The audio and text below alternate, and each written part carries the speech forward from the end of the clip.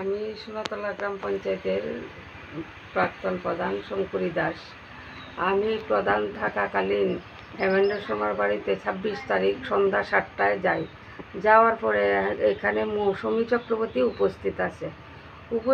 আমি দরজায় দাঁড়াও মাত্রই মৌসুমী চক্রবর্তী আয়া আমার গলার মধ্যে দইরা চিপ্পা আমাকে চট থাপড়া লাত্তি ঘুষি দিয়েছে।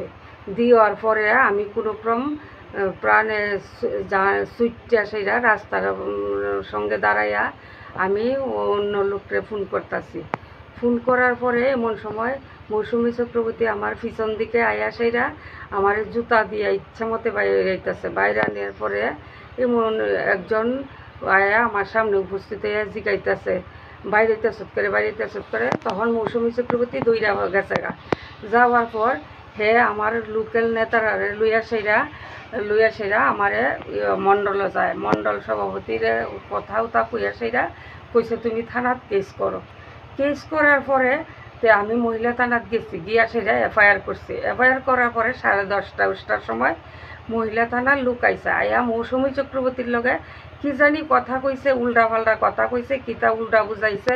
বুঝানোর পরে তার আর কোনো নিছে না নেওয়ার পর আজকে 4 দিন জায়গা 5 দিন জায়গা তারা আমারে কোনো প্রতিশ্রুতি দিছে না দিয়েছে। সুষ্ঠু বিচার কিচ্ছু করছে না, বা কর্ম বিচার কিচ্ছু করছে না করার পর আমি যাতে এই আমার মার দূরের যাতে সুষ্ঠু বিচার চাই, এই আমি চাই।